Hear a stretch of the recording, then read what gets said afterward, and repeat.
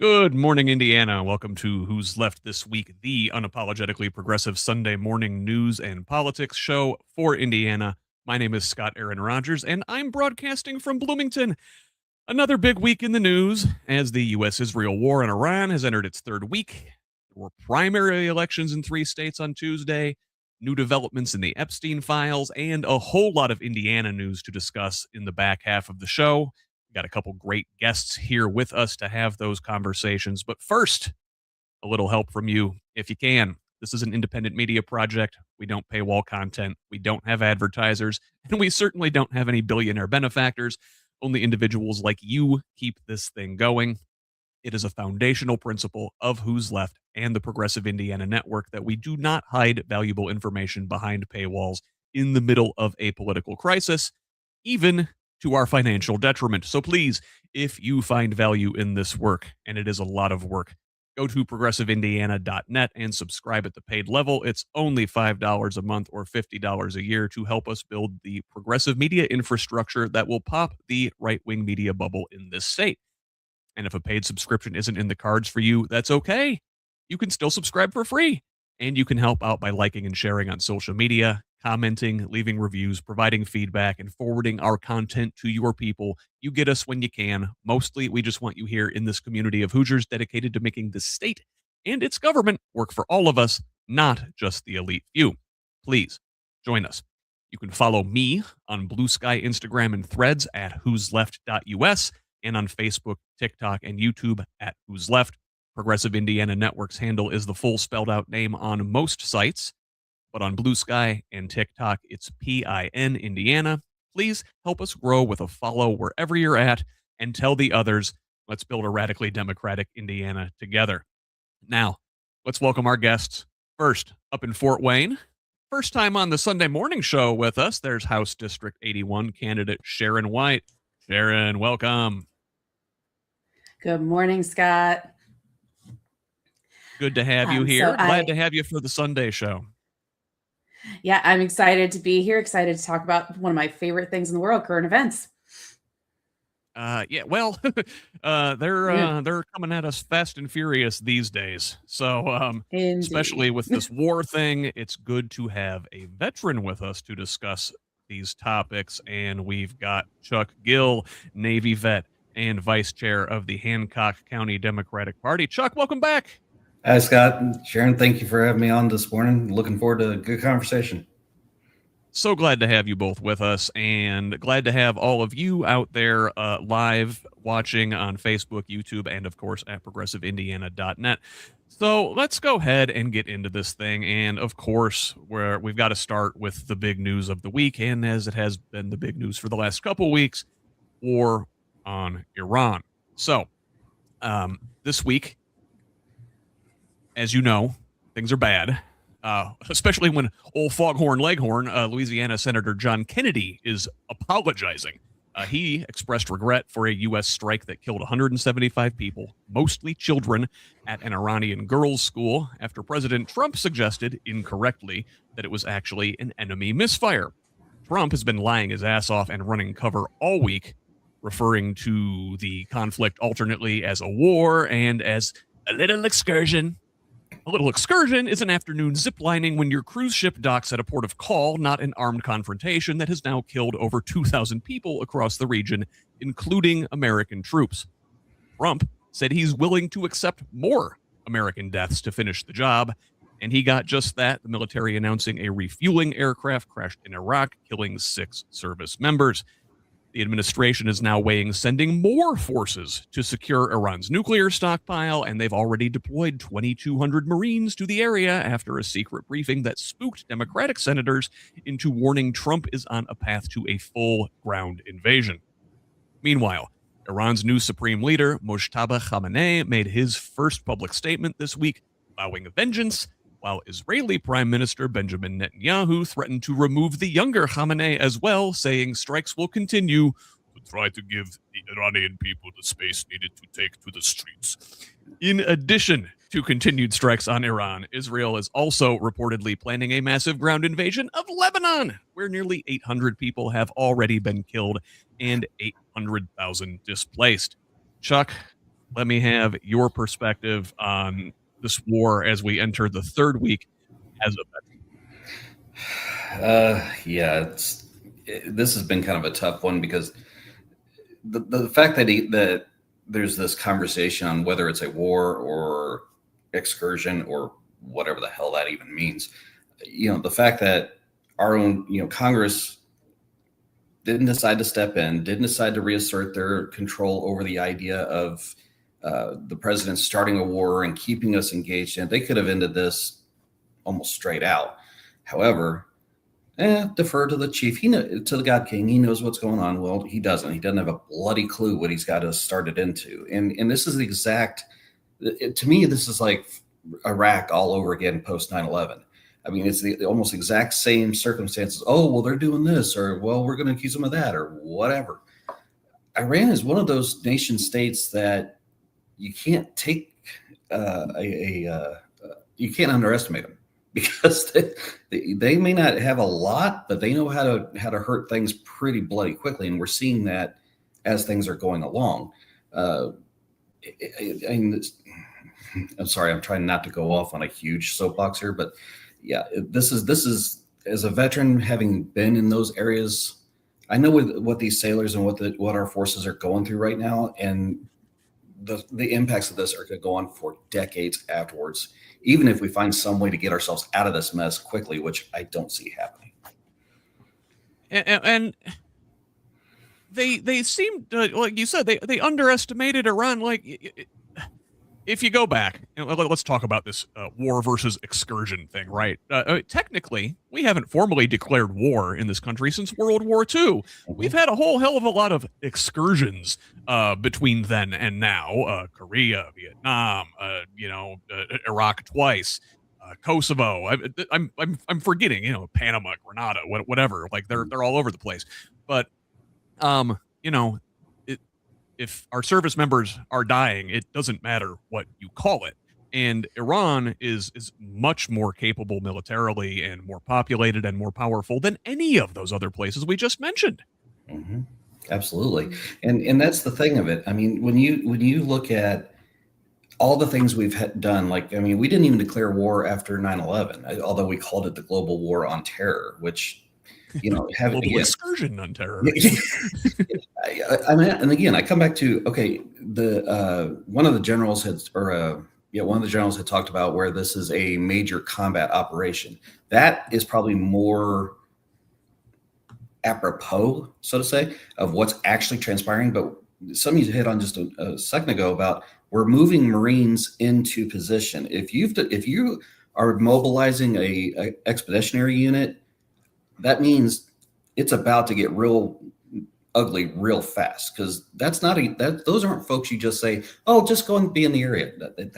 No, you don't do that. Trust me, I have again seen those areas firsthand when those Marines come in, because they're not the let's just sit around and twiddle our thumbs group. No, yeah. They're the ones that go in and make stuff happen.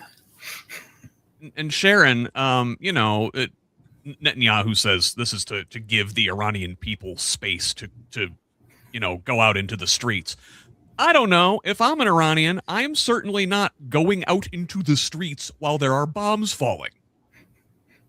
No, absolutely not. And if I'm an Iranian, I worry.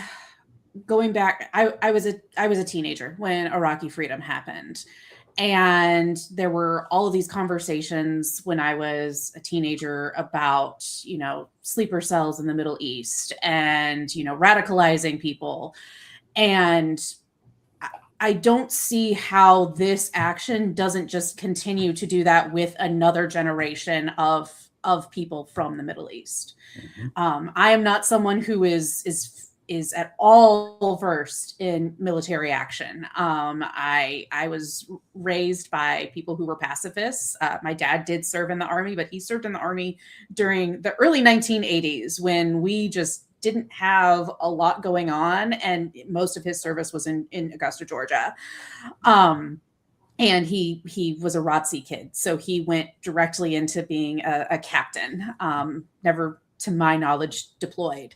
But my dad did get very close to actually going to Iraq in 2010 because he worked for ITT.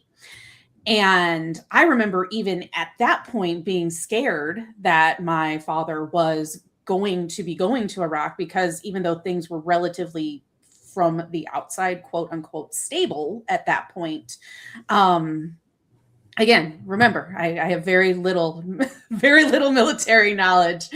I still didn't love the fact that my dad was potentially going to be going to that part of the world. My dad had spent some time in Saudi Arabia when I was a child, when things were relatively calm there. He always told me he was testing radios. I don't know if that's actually what he was doing.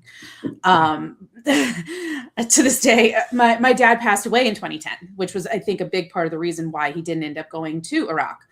But I just, like Chuck was saying, this just feels so similar to what we were being told in 2003.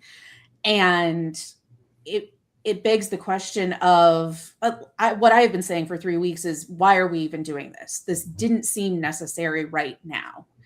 And specifically, why Iran? Because was it just finally time? Like we've hit all of the other countries, and so now it's time to finally hit Iran. And I don't agree with it. We'll put that out there. And it's just yes.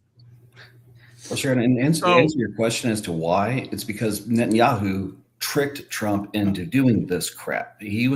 Trump has been the only dumb one in the last 30 years to actually go with Netanyahu on this stuff. Netanyahu's had this pipe dream about attacking Iran for I don't know, ever. And he's been saying they're like 2 weeks away from having a nuclear warhead for 30 years now. But we obliterated all that stuff before, right? I mean, right there. Yeah. Last June, didn't we? Where did I miss it? Right. Yeah. So I was having that conversation last night too, where did we obliterate it, or does it still exist? Like is it Schrodinger's nuclear arsenal?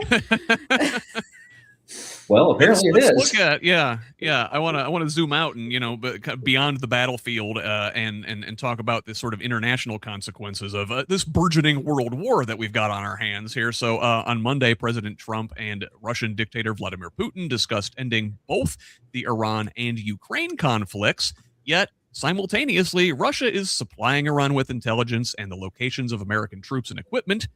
They've denied it, of course, but Trump stooge and special envoy Steve Witkoff insists, quote, we can take them at their word.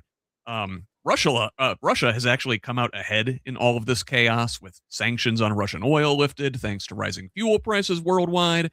Meanwhile, Ukraine's air defense technologies are buckling under strain as U.S. supplies get funneled into the Middle East. Despite Trump's poor treatment of our Ukrainian allies, his administration is now begging Ukraine for the anti-drone technology we dismissed last year. They've become quite adept at fighting off Iranian-made Shahed drones in their war with Russia, while U.S. forces have struggled against them since this conflict began. Europe is furious at Trump for giving the Russian sanctions relief, while Trump's furious at Europe's mixed response to the war. On the other side of the world, U.S. relations with Asian allies are also under strain as Japan, South Korea, and others are scrambling to address the oil crisis with zero guidance from the Americans. And to top it off, U.S. consulates have come under attack in Pakistan, Norway, and even in Canada. Chuck, I don't know where do you want to begin there, but last week in this space, we talked about how some folks in the Trump administration are tossing around this idea of having the Kurds be the ground forces that go into Iran. Like, this is a group of people we've strung along in various conflicts for years and years and years. And I feel like now we're doing the same thing to the Ukrainians with this drone stuff. Mm-hmm. I don't know. Am I wrong? No, you're absolutely not wrong. And again, this is where this scattershot thing of this quote administration, I use that term very loosely because they're administrating nothing.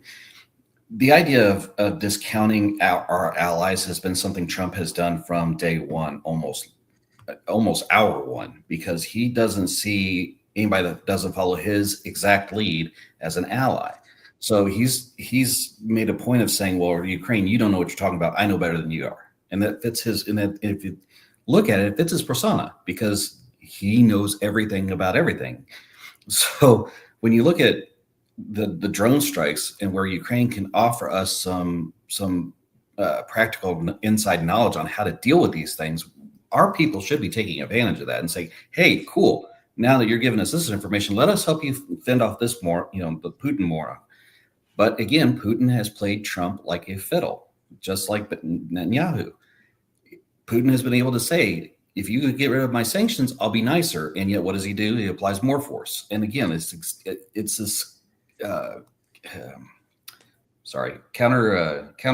There we go. That was the phrase I was looking for, of how Trump can be manipulated by a little bit of praise, a little bit of here's some money, or a little bit of this. And boy, he's happy as a pig and stuff. I missed a point I wanted to touch on just during our first part. The strike on the girls' school.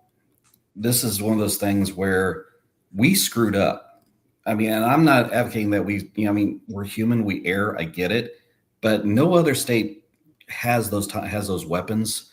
We screwed up, and if we don't acknowledge that, if Trump can't acknowledge we screwed up and own that, what little moral standing we have left in the world is going to be gone. I mean, I realize it's infinitesimal at this point, but it's just an example of mistake. The girls' school not paying attention to Russia's influences with Iran, not paying attention to the Ukrainians who know. I mean, they've survived so much. They're kicking Russia's butt most of the time, and yet they're dealing with very little. I mean, why we wouldn't want to listen to that kind of resources beyond me. Sharon, to Chunk's point, Trump has never apologized in his life for anything. I don't think he's incapable of it. But the Russia hoax, right? The Russian collusion. Trump is secretly working for Putin. It seems like a conspiracy theory, but my God, everything the guy does, whether intentionally or unintentionally, seems to benefit Putin and the Russians. 100% it does. Or at the absolute best, it doesn't seem to benefit our allies, right?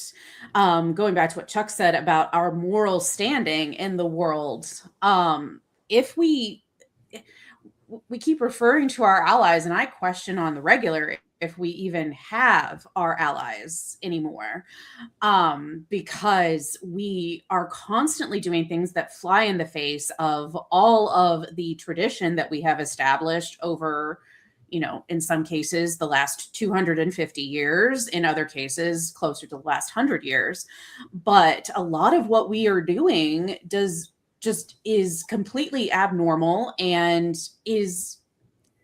it flies directly in the face of everything that we tried to do during the Cold War, during the Vietnam War, all of the things that we tried to do that were directly against Russia. Now it really does genuinely seem like Russia and Israel are our top friends, and everybody else is not. And I think that we all know that. I mean, we know that Israel's up there, right?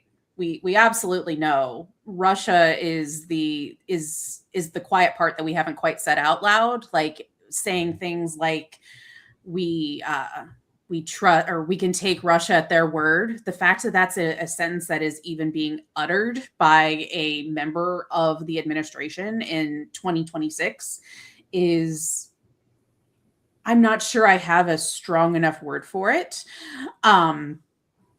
But again, it's like we live in the Twilight Zone right now. It's like we live in the Twilight Zone, and we live in 2003 and in the 1960s all over again. And I struggle a lot with all of this that we are dealing with. And again, it does. I make a make a joke. It's not really a joke, that it just seems like that there are certain world powers that have turned this into a life-size risk game. Like they've just decided that the world is their risk game, and they are going to, just finally pull the plug and play it out the way that they've decided they want to play it out.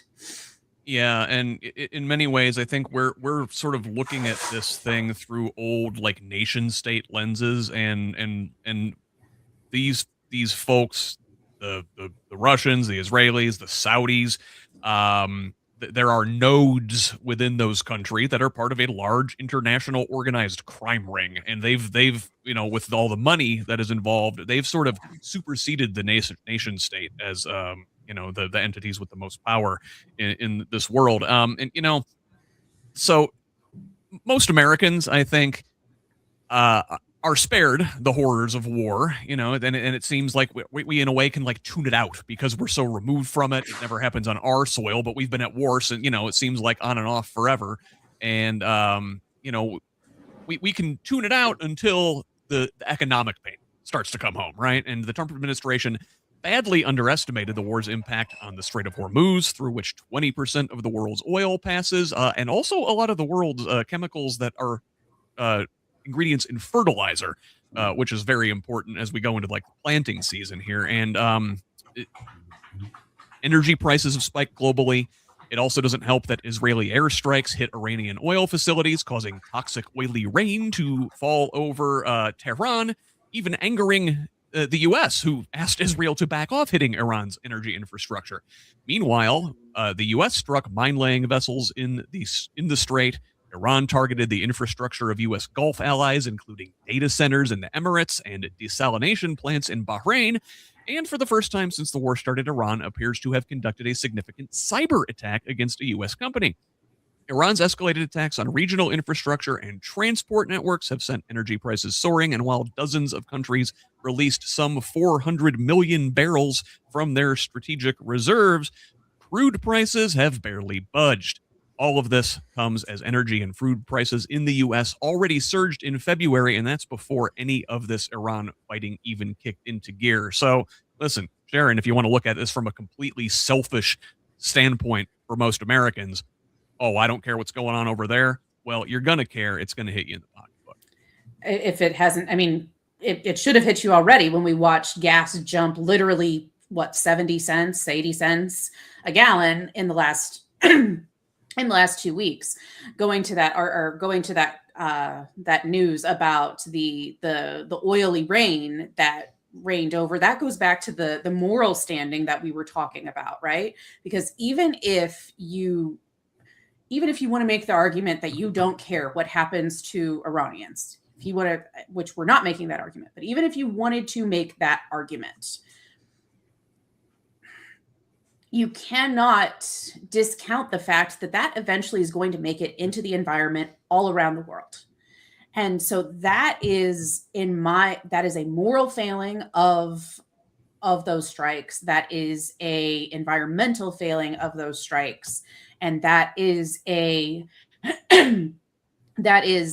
strategic failing in a lot of ways, because again, like you're going to make people sick, and we're not going to know who was made sick and in what part of the world who is going to become sick as a result of that.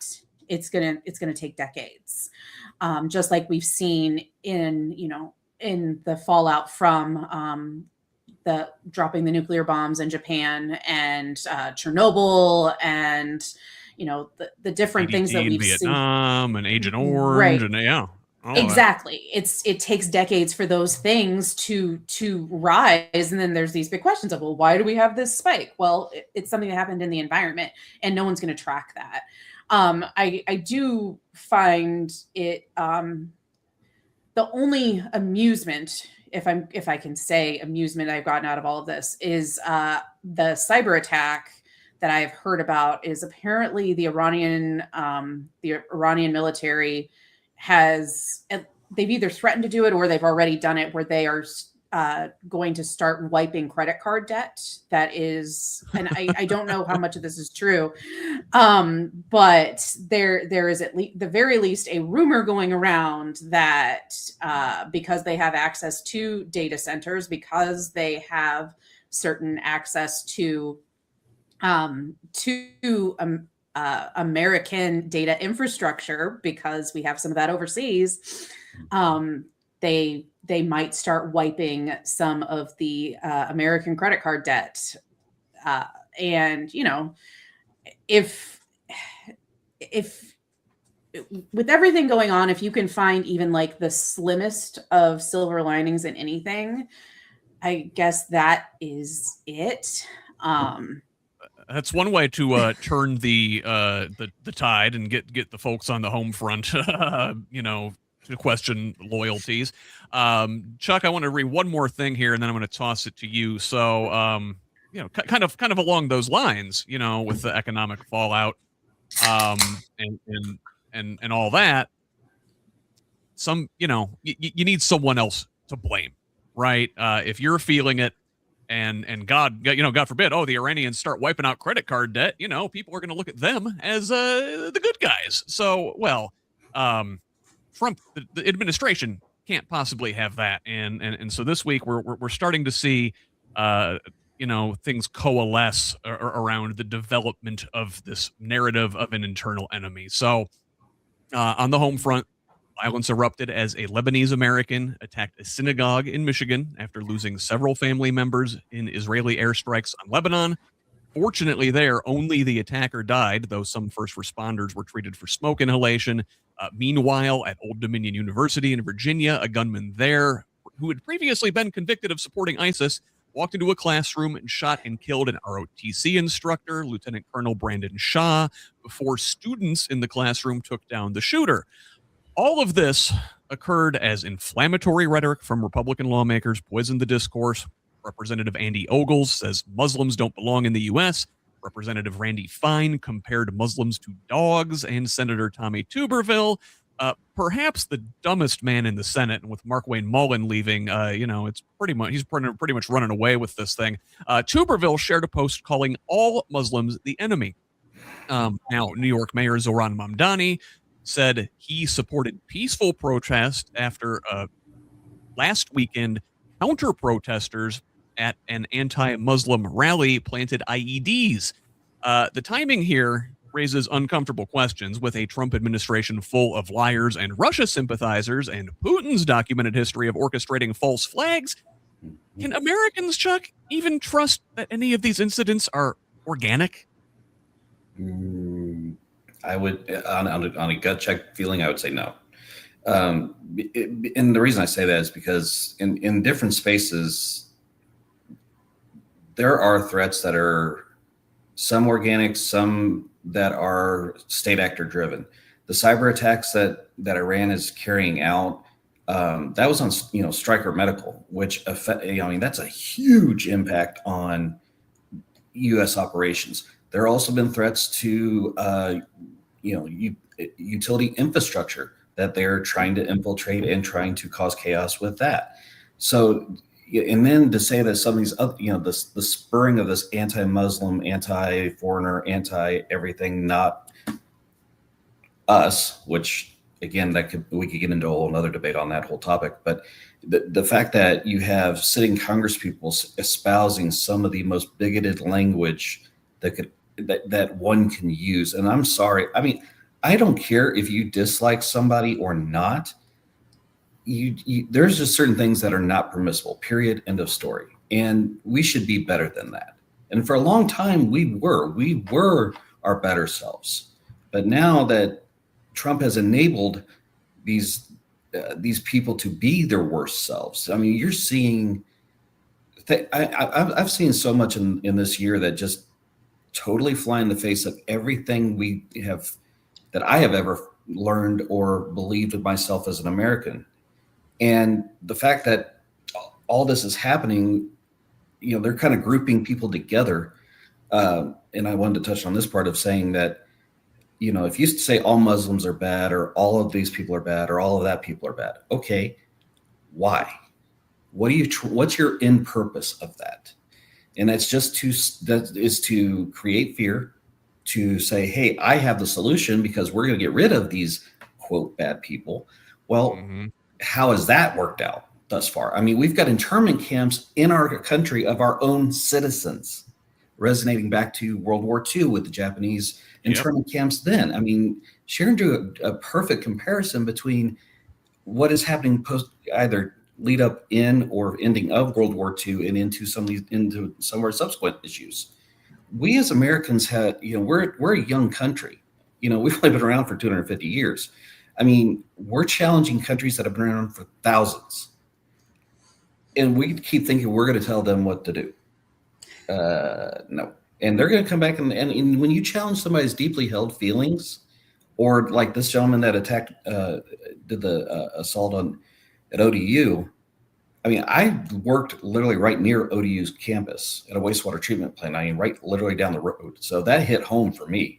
I was like, my God, but it's the prime example that we are doing so much damage to ourselves because of our stupidity overseas and what we're allowing things to happen. We're shooting ourselves in the foot. I hate to use that expression, but it's very realistic. No, and this rogue regime is putting us all in danger, and the same way that Netanyahu in Israel likes to claim falsely that they are representative of all the world's Jews, and that what they do is keeping the world Jewish population safer. And in actuality, his behavior is endangering the Jewish population in places like Detroit, where that guy went in. Sharon, I'll give you the final word on the Iran story before we turn the corner here. Well, I want to touch back on something that Chuck just said, where these countries, even if they weren't formalized, the people that have lived in these countries have lived there for thousands of years and have had these conflicts for thousands of years. And we're going in and we're trying to undo something that has been there for thousands of years, when it's not even something we don't understand the cultural implications. We don't understand the ethnic implications.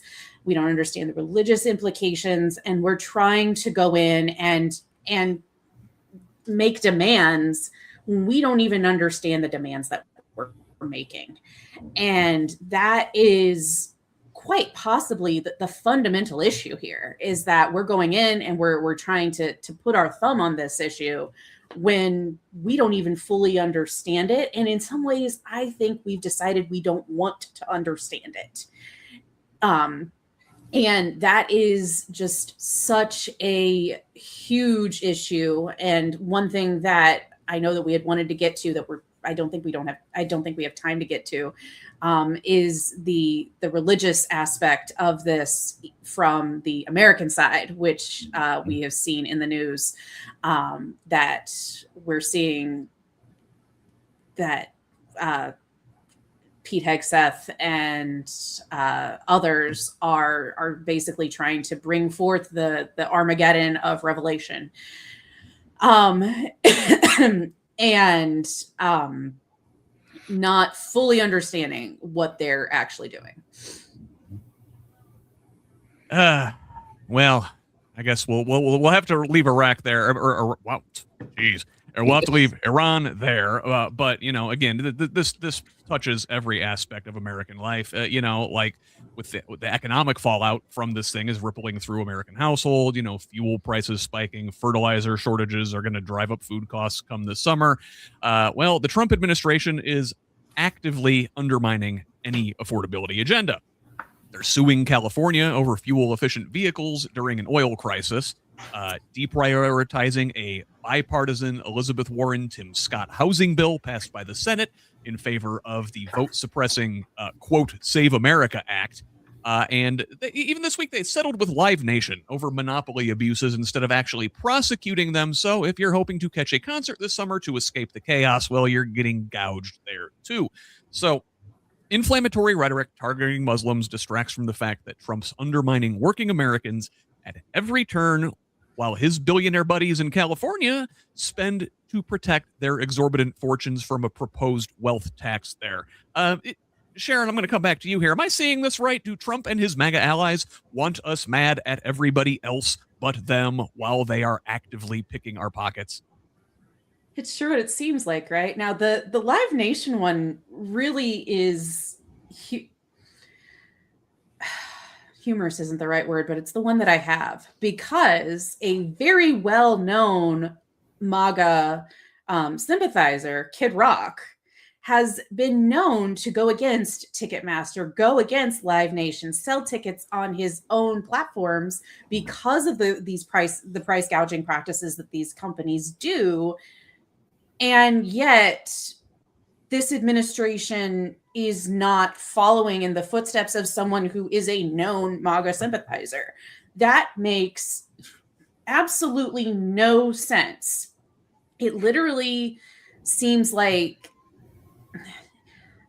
it goes back to what Chuck said earlier. It seems like there's no agenda, that they're just trying different things to see what kind of sticks, while at the same time, the only thing that's sticking is money not in our pocketbooks. Mm-hmm. Everything that we are paying for is being driven up in cost. There are no costs that are going down. And it just doesn't make sense that there's nothing that they're standing up for us. And at the same time, people are still standing up for this administration.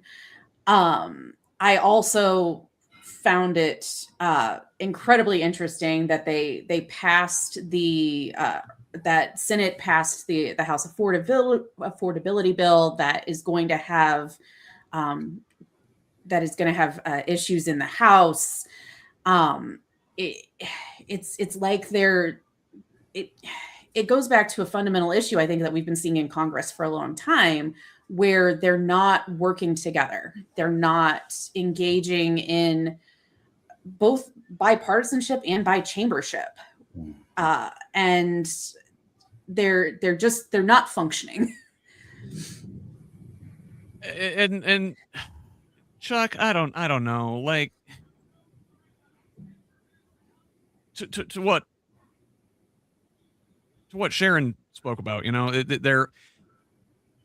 it's a distraction, and we've got this consolidation in multiple industries. We have not just the concert tickets and everything, and the media is a certain problem. Seeking Reason over on Progressive Indiana Network on Substack Live mentioned the media consolidation.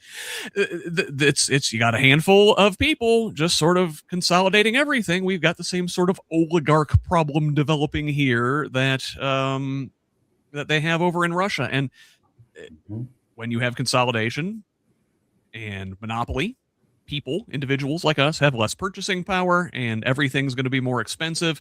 And we've gotten used to in this country being really comfortable. We're not willing to like sacrifice anymore. If you look at like World War II and like rationing and stuff, can you imagine asking us to do that now?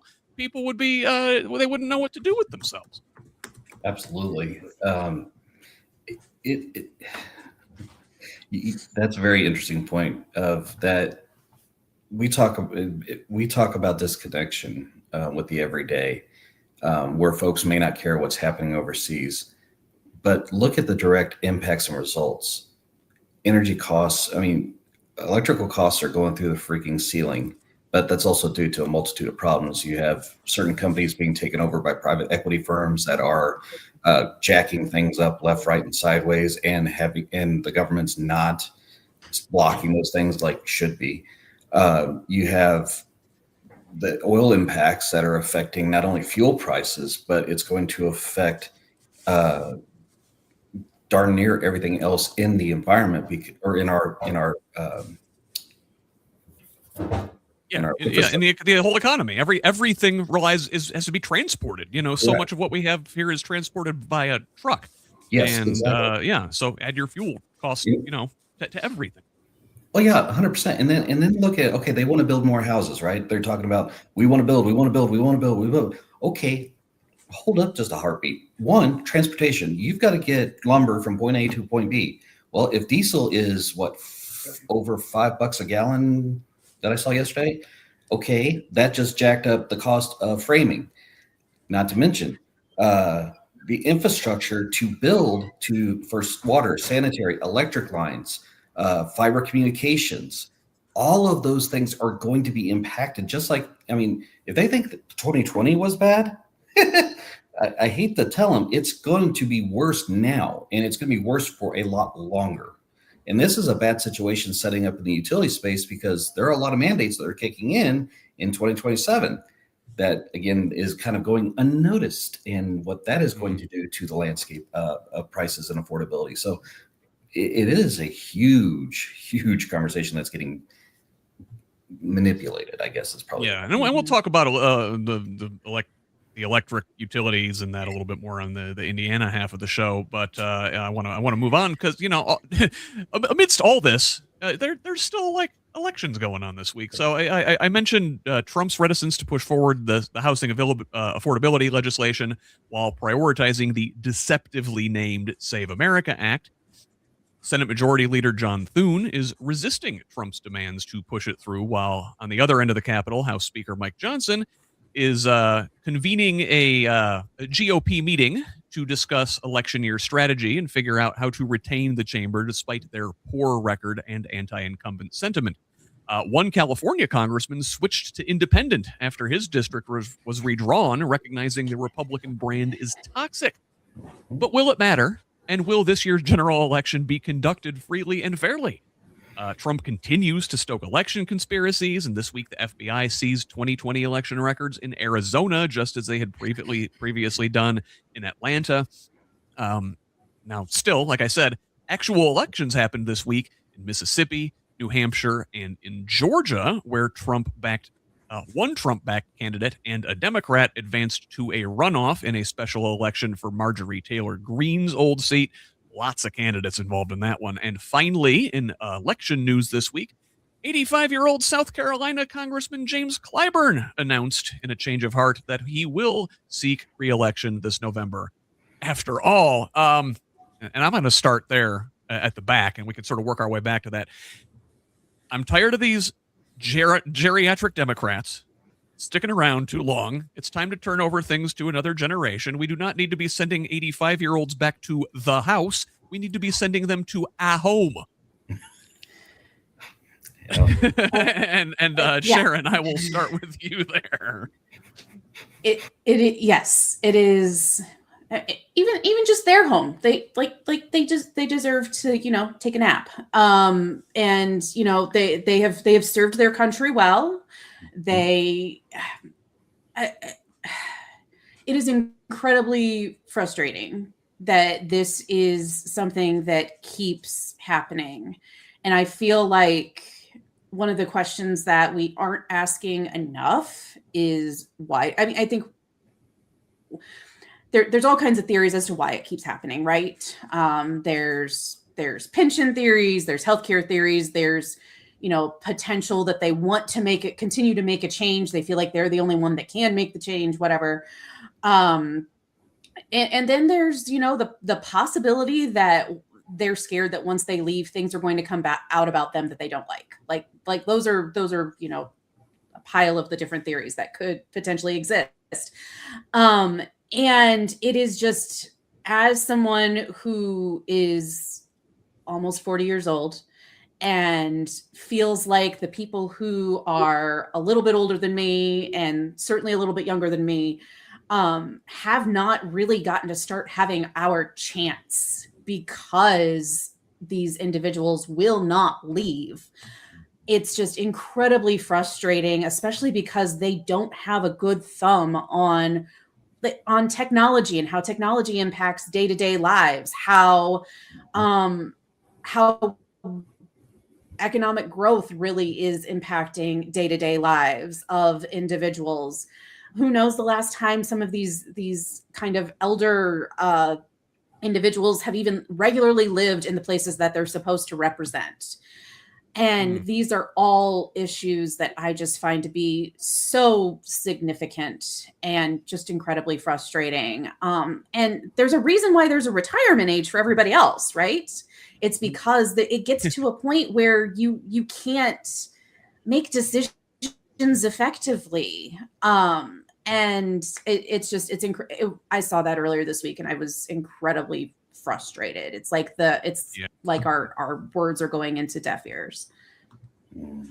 And like you mentioned, Clyburn has done a lot of good work. He's a stalwart champion of civil rights. But he's been there since like the mid 80s. He's again done a lot of good work in his career, but he's been out of touch for the last 10 to 15 years. And, it seems like Democrats are set up to have a really big blue wave election this year if we can, quit getting in our own way. Now, Chuck, that blue wave only comes, I suppose, if we actually have free and fair elections this year. And you see with this Arizona thing, they're stoking those same conspiracy theories. They seized those voting records in Georgia a few weeks ago. What are they up to here? What are they trying to do? It's the seeds of distraction, and what they are trying to do is to confuse people more and more each day by throwing all these things, all these conspiracy theories, all these, oh, well, these people did this, or we think this thing happened here, or yada, yada, yada, and distracting from the reality of what really transpired and what the real threats are.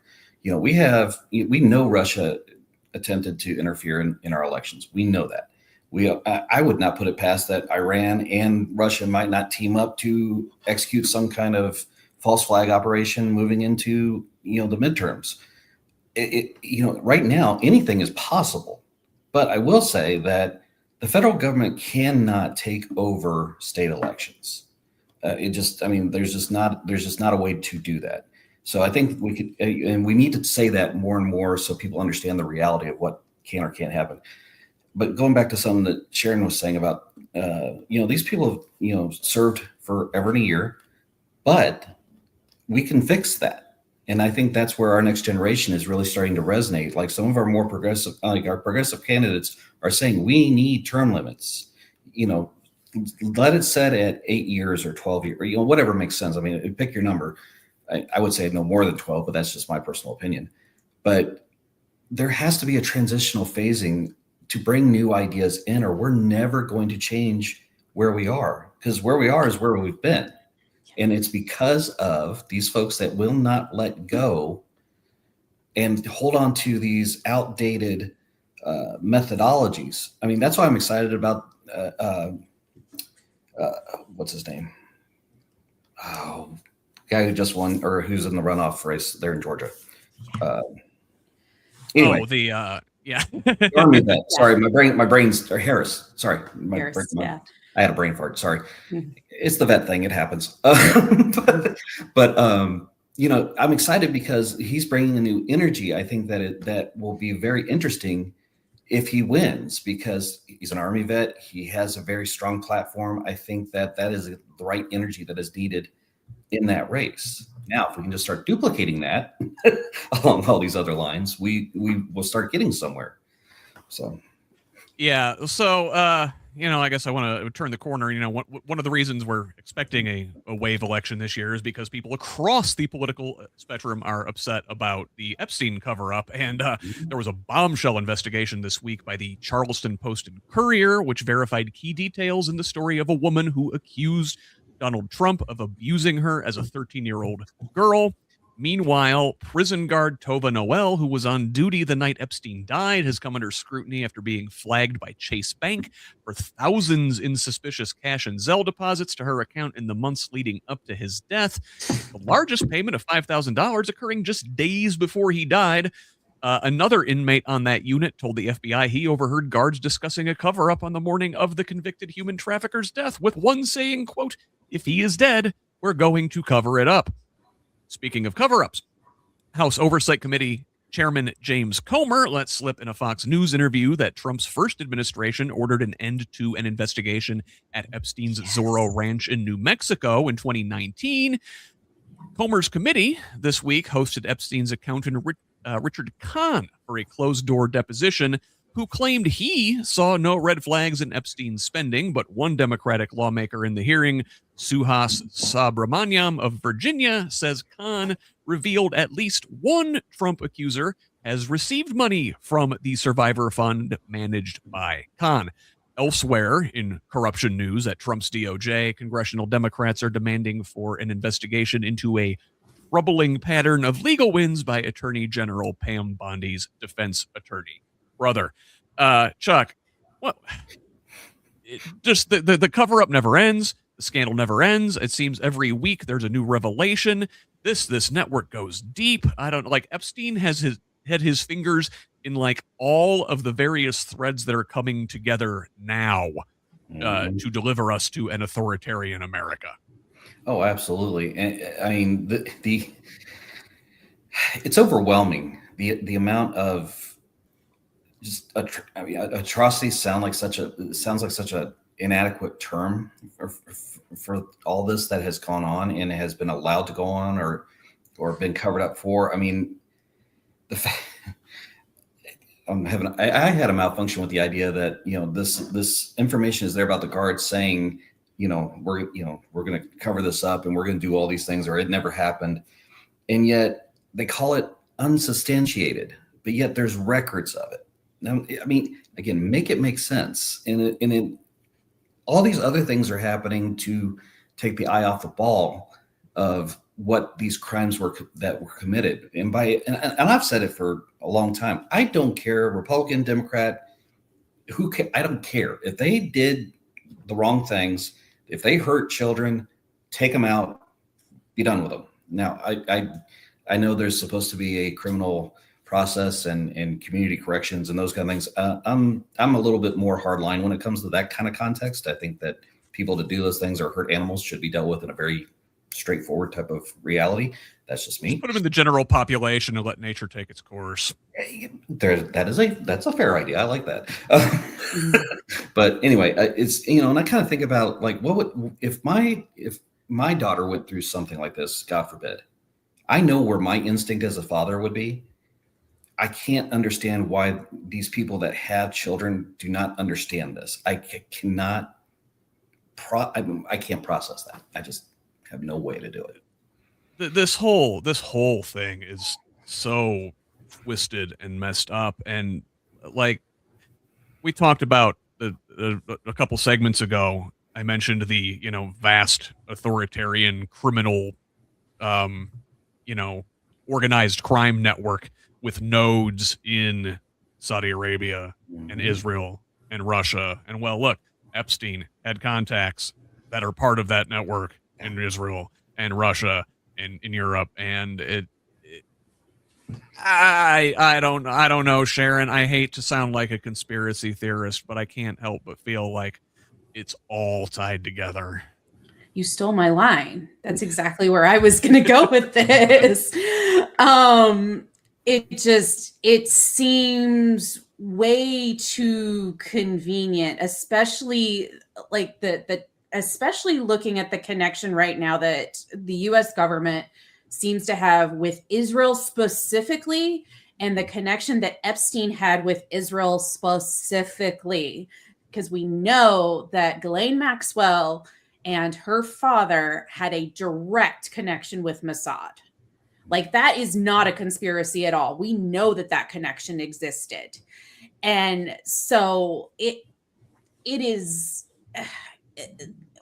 we almost need to find a different word than conspiracy, because it's like there's just a lot of really clear things happening here. And then we see the arrests that are happening in other countries, or the resignations that are happening in other countries. So places like the UK and Norway are willing to admit that there are, or at least the people that live there. Well, I mean, obviously, former Prince Andrew was arrested, and other individuals have stepped down in the UK. And then there was the individual in Norway who stepped down.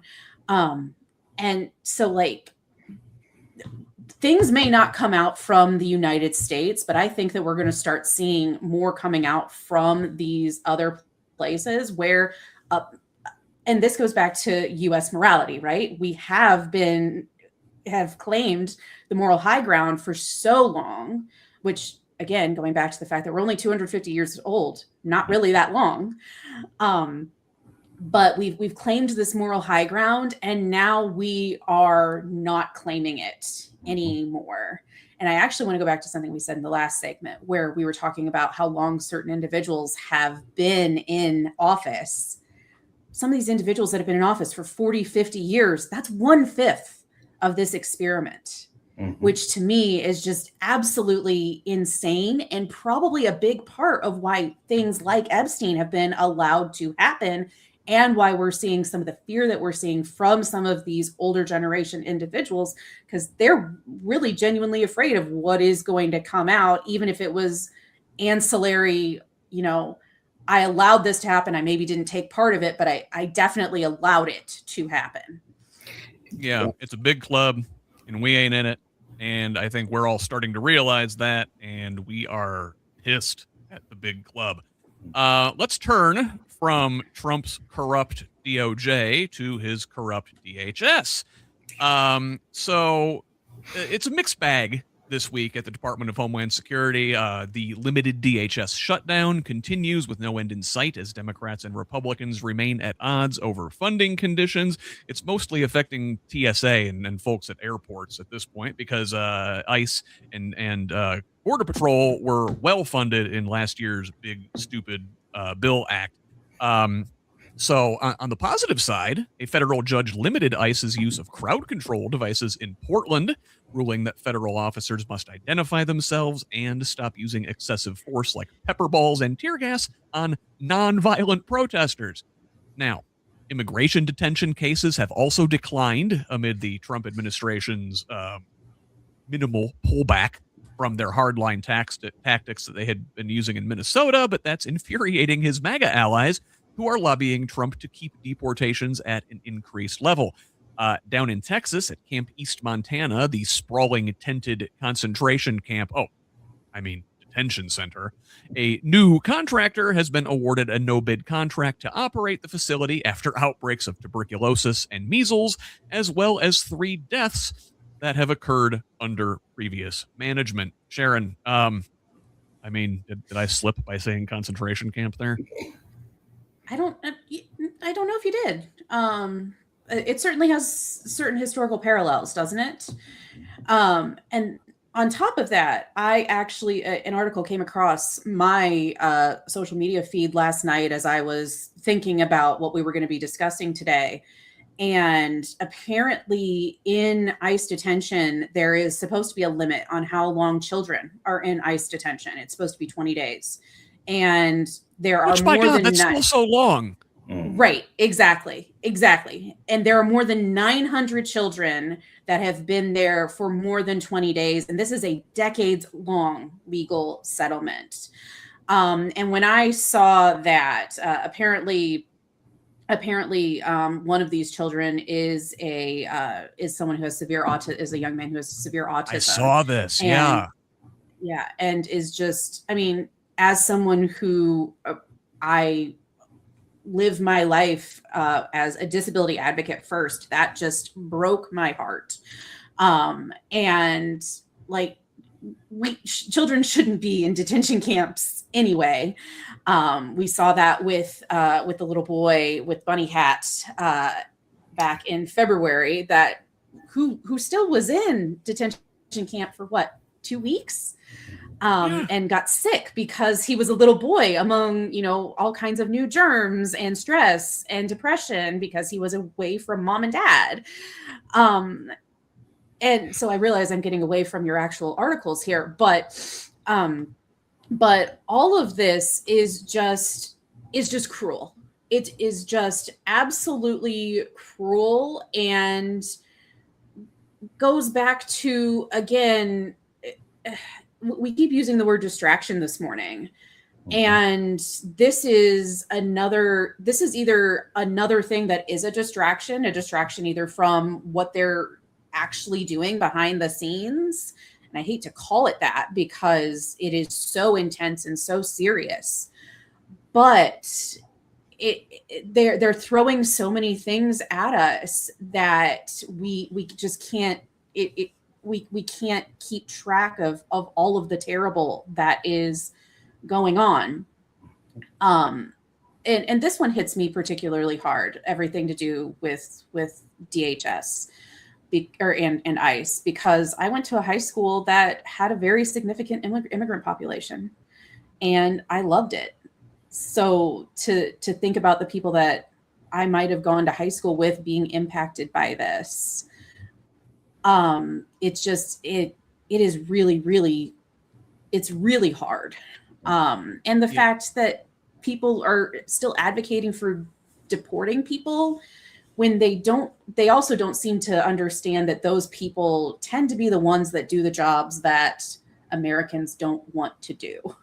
One of the most pivotal experiences I ever had was seeing a documentary in college called A Day Without a Mexican, or it was more of a mockumentary. And it just showed all of the different areas in the country that immigrant populations work that the rest of us have kind of decided we are quote unquote too good for. Yeah. It's one thing you spoke about there, Sharon, and it the kind of everything all at once. That's the Steve Bannon flood the zone strategy. By the way, Steve Bannon also Epstein associate. Like, those guys had a long ongoing relationship, and to that effect, Chuck, it's like, I don't know if any of these things are a distraction. If anything is one is distracting from the other, it is all related, like we talked about. Yeah, it's all symptoms of a larger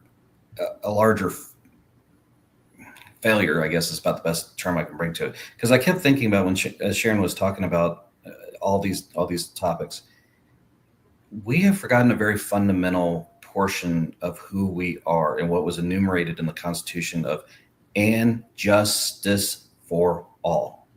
And I say it in that context because justice is not what's happening to these people that are being detained. Justice is not what's happening to our partner, overseas, and how we are, presenting ourselves.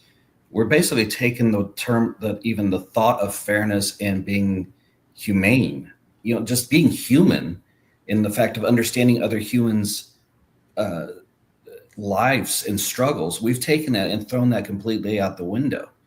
So what are we then? If we don't have justice at the core of what we are, who the hell are we? And these people execute these things because they're covering up for each other. And they talk about, there's this cabal of people, and that QAnon crap. Well, hello, you're accusing of what exactly it is that's going on right now. Sorry. The more things happen, it's like, oh man, they kind of had a point. I mean, they had the principles wrong, but the broad strokes were actually kind of sort of there.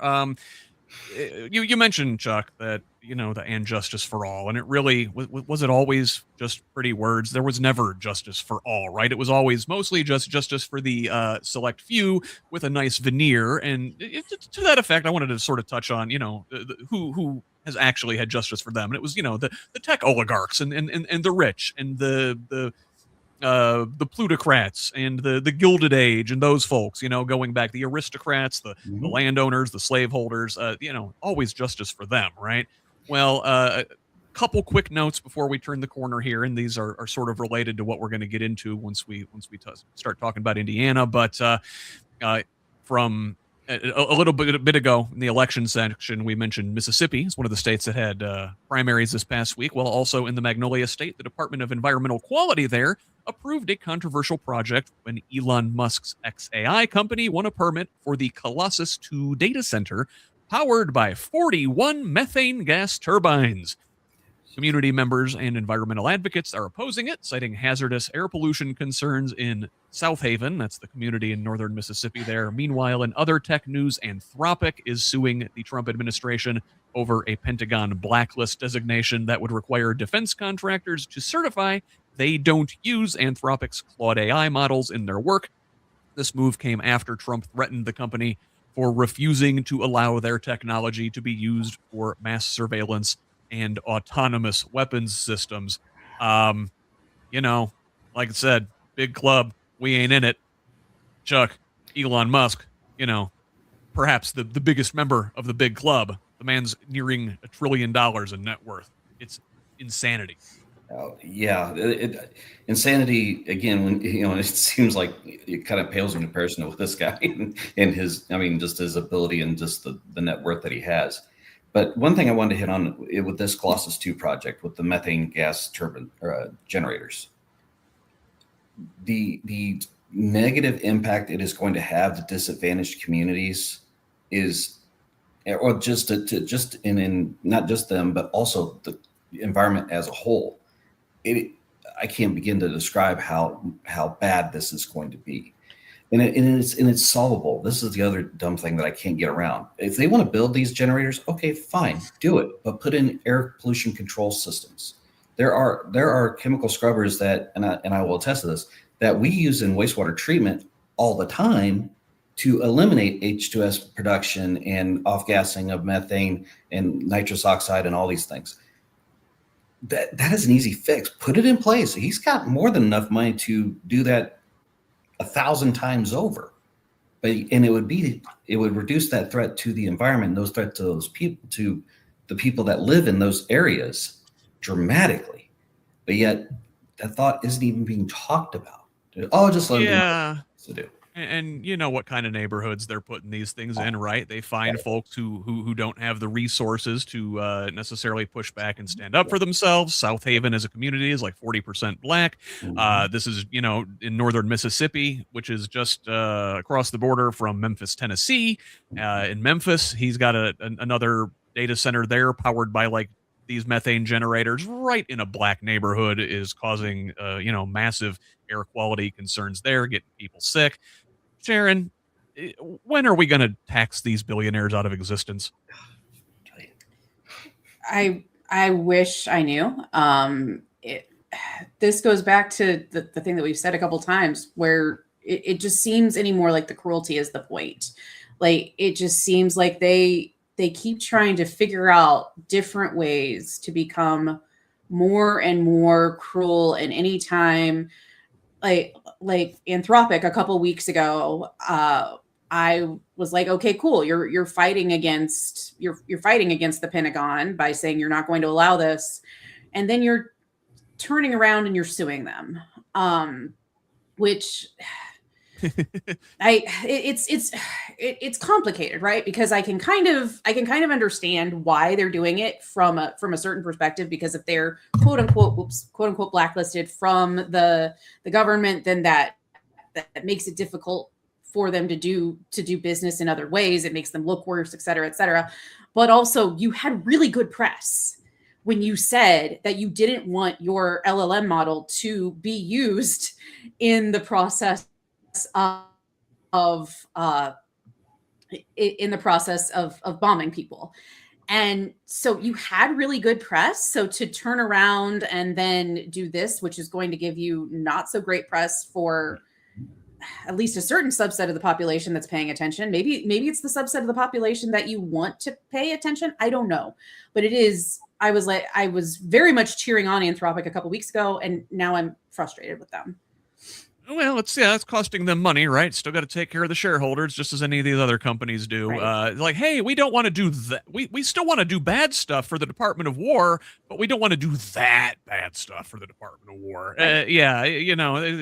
They're not really drawing a line in the sand so much as I don't know what they're doing. But I did want to. Yes, yeah. The thing about sand is you can easily, move that line very quickly. So, absolutely. I want to turn the corner here, and the AI, tech, and big business getting their way at the public expense is, once again our entry point this week to a segment I like to call the Crossroads, where major U.S. and Indiana themes intersect. And this week showed a troubling pattern of whose interests our state and local governments actually serve. So the Indianapolis NAACP reversed its stance on the Metro Blocks data center after the majority black Martindale Brightwood community opposed it, citing concerns over, among other things, 36 diesel generators and fuel storage tanks slated for the site. In Lebanon, The city council passed a water agreement with the Leap Innovation District despite community opposition. Meanwhile, the state quietly killed a proposed White River State Park expansion, citing financial reasons, a project that would have brought public benefit to downtown Indianapolis, yet will continue to support private company Elanco Animal Health's redevelopment of the site. Staying in the Circle City, tying back into the antitrust theme we discussed here earlier in the show, 2 of the 5 major television stations, WRTV and Wish TV, are set to consolidate after receiving an FCC waiver. The message is clear. Corporate interests get state backing and resources, while public needs get shelved. I don't know. Chuck, did I read that right? Absolutely. And again, with the support of the Martindale Brightwood, them switching gears and for environmental justice. And this is a topic that I know environmental justice got labeled as a DEI type of thing and so on and so forth, which I'm sorry, environmental justice applies to all of us, not just some of us. But the fact that these data centers are pulling every trick in the book to get landed in places that will do especially in this case, the maximum damage to the surrounding environment. And yet we as a state, or our state quote unquote leadership, which I use very loosely, is looking for, hey, let's get you to do that. We want you downtown. Why? What is the benefit? They say, oh, well, it'll bring revenue. No, it won't. It won't bring jobs. It won't. All it's going to do is harm people. I mean, again, electric rates are going to continue to skyrocket because of that thing. It drives me nuts that these large entities, we bend over backwards. We see city, local governments bending over backwards to give them tax abatements, to give them everything they want to land whatever the hell project and be damned the consequences there afterwards. And then when all hell breaks loose later, oh, we didn't know that was going to happen. My God. Yeah. Well, I mean, I guess to speak on the Metro Blocks thing for a second, I guess the NAACP there in Indianapolis had previously supported this thing because they heard the nice words from the company. Oh, it's going to bring development to this long blighted parcel of land. You're going to, see tax money that wouldn't have or otherwise come into the community. And then people that are actually there that have to live with it are like, hey guys, what the hell? But Sharon, all of this with, tying the Mississippi story to the Indiana story and all of it in the White River Park development, it's like, socialized losses, private benefit, right? Like, when public goods get divvied up, the spoils always seem to go to the already successful, the already wealthy, those who have donated largely to our politicians.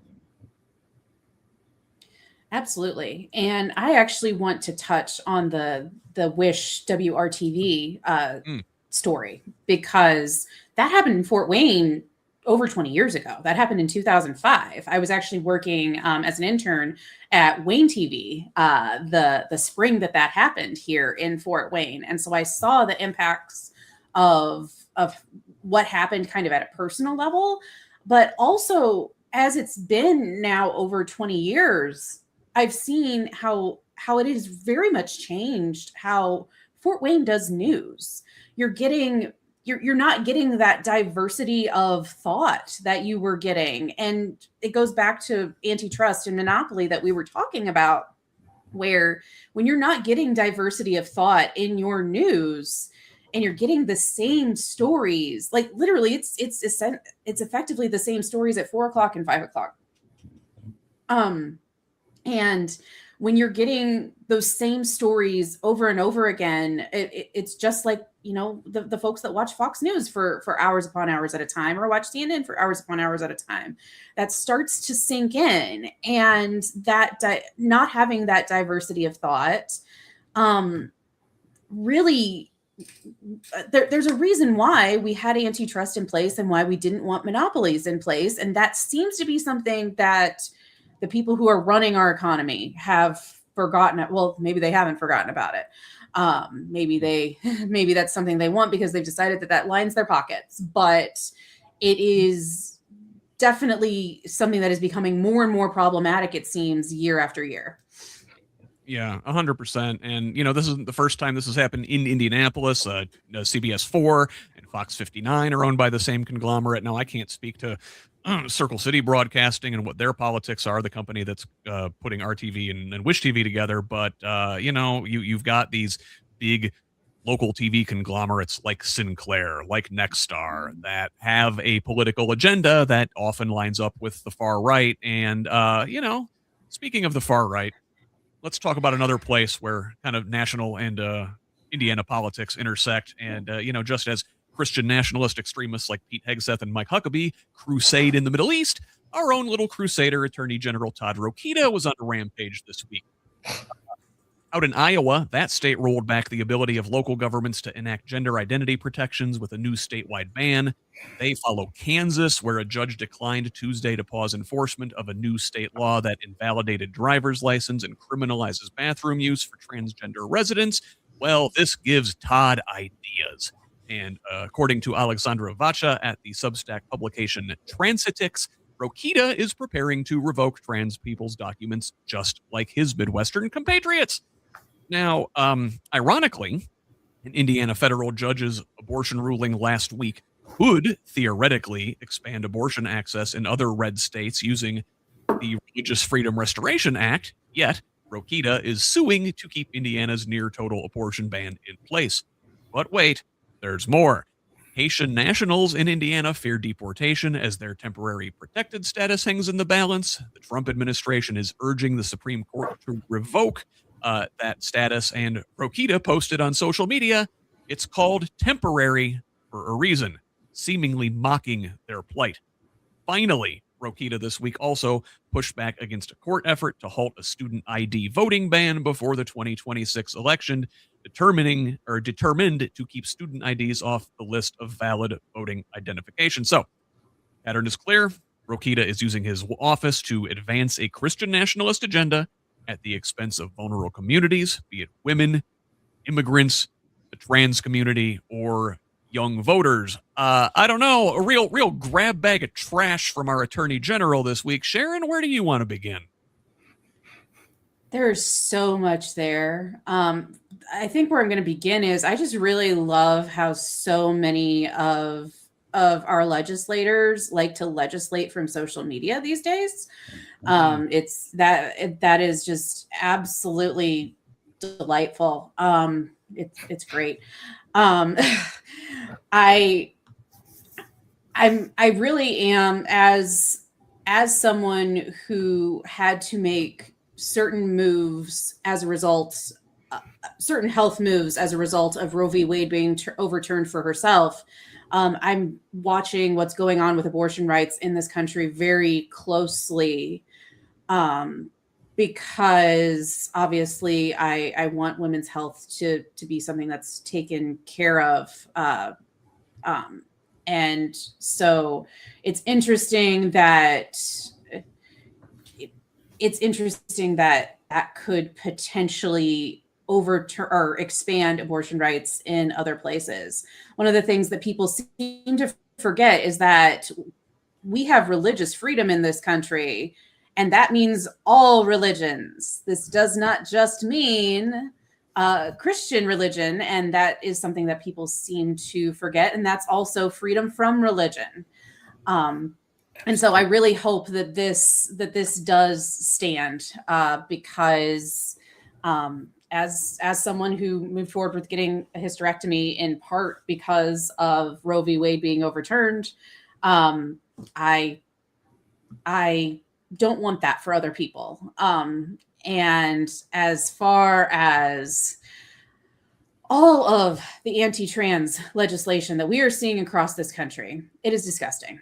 It is absolutely disgusting. There's no reason for it. People want to live their lives. They want to be able to work. They want to be able to vote. They want to be able to go to school and live as the people that they are.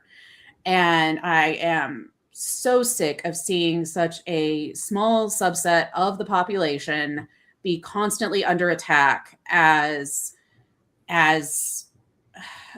as we are experiencing under the guise of morality, we keep coming back to that, under the guise of morality, when we have so many other moral failings as a nation.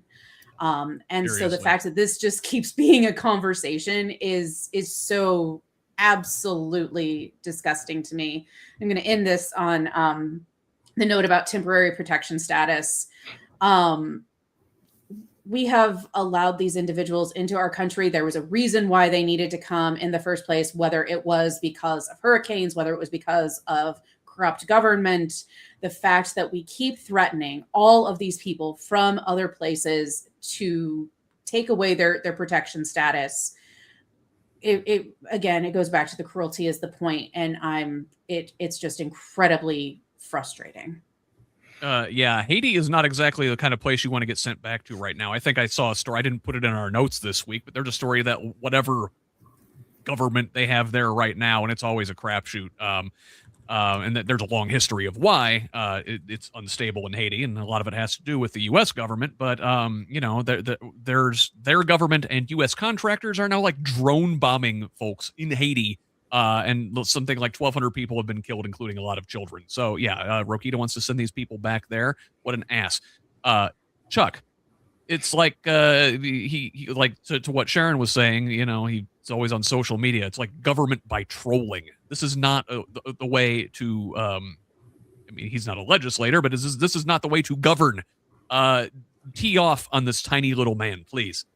So first, I want to say one thing. Sharon, absolutely applaud how you stated that, especially with women's rights and abortion. And I resonate, and I feel for you on that.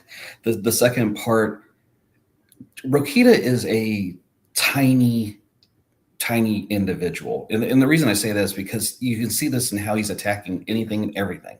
He in this fight with abortion, and the fact that somebody actually said, "Hey, wait a minute! It's against my deeply held religious beliefs that I should be allowed to have an abortion instead of vice versa." I mean. And I key this off because my own family, I mean, in the Jewish faith, the life of the mother is precious.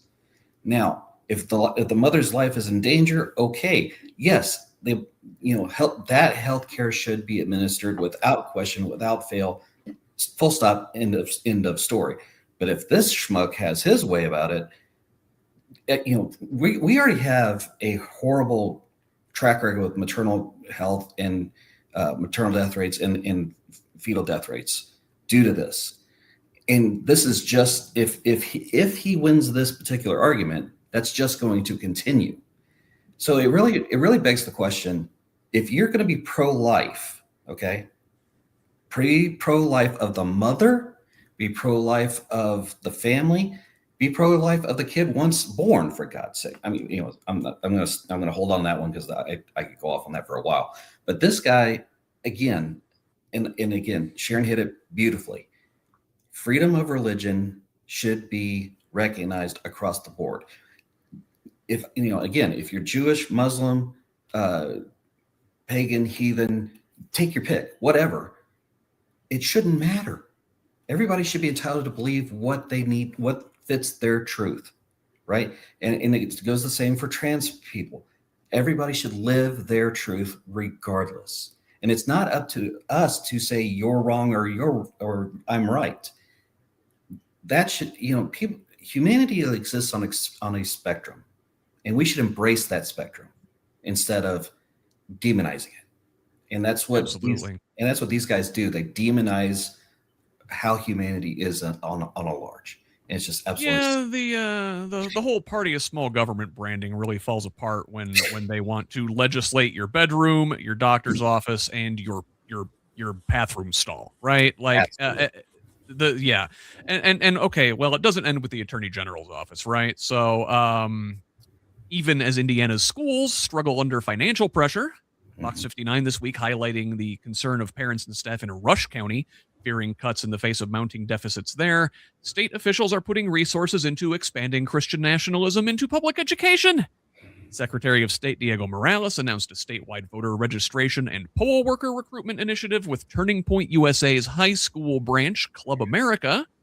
while Governor Braun and Lieutenant Governor Micah Beckwith announced at the governor's residence a new partnership to expand Turning Point into all Indiana schools and colleges. Braun framed this as defending freedom of speech, saying conservatives need to be, quote, as loud about your point of view as the other side has always exercised with high decibel levels. Where was Braun's defense of free speech last year when Indiana educators faced firings and calls for resignation for failing to show proper deference in the wake of Turning Point founder Charlie Kirk's assassination?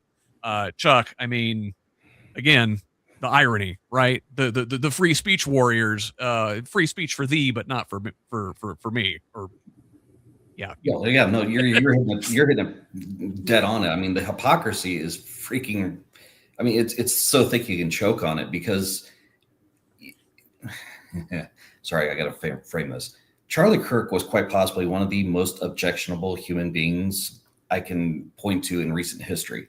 However, and I categorize this, he should not have been assassinated. I mean, I disagreed with everything that came out of the guy's mouth, but it shouldn't have happened. However, to espouse one group, one small bastardization of Christianity, and it is a bastardization of what that religion espouses. And I was raised Presbyterian for 18 years of my life, on probation for good behavior, but just saying that you can, and again, I don't care, if they want to be bigoted at jackasses, okay, fine, leave that out of the public space. I don't agree with it, but being in a land where we're free to have our beliefs, I don't have to agree with it. And in fact, I can stand up against what those things should be as a general of the general populace. But Turning Point USA is kind of like this reinvention of almost the Klan mentality in a lot of ways. And yet nobody is seeing that parallel of, what they're espousing.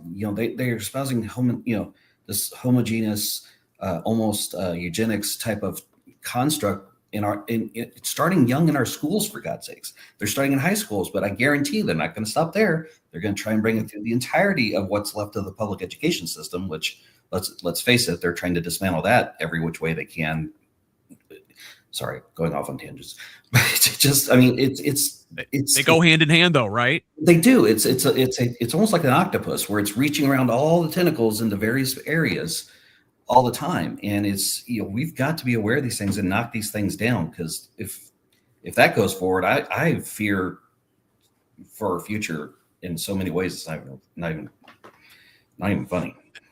Yeah. And Sharon, like when Braun says being as loud about your point of view as the other side has always been, like, number one, a couple things there. There's no analog on the other side, right?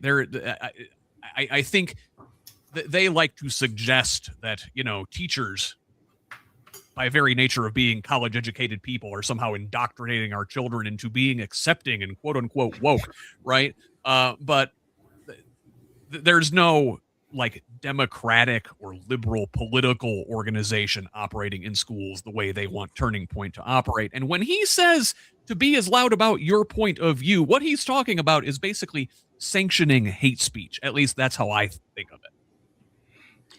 So first off, I want to plug my own conversation that I had with you, Scott, where we actually talked about this. We talked about religious ed in schools and how religious ed in schools has actually been around for a really long time. We have this already. And it is, and the fact that already exists in schools, and yet we have this narrative where they're saying that, the other side has this agenda. It's incredibly confusing. But I go back to, so I was raised in a Christian household where I was going to church every week, multiple times, that type of thing. And I was uncomfortable with the fact that we had campus ministries in my high school. We had campus ministries at Purdue Fort Wayne, then IPFW, where I went to college. Those things existed. And as far as I know, they still exist. And so to say that that there are things that are being promoted where, both sides aren't able to tell their story or it is so confusing to me because I am aware that these things existed. Now, it's possible that they don't exist anymore. I will put that out there, but I don't think that's true. And it's possible that they don't like campus ministries because it's more non-denominational and Turning Point's not. I don't know. But it is just so baffling to me because the Christian agenda has been in our public schools for decades. I remember, I was there.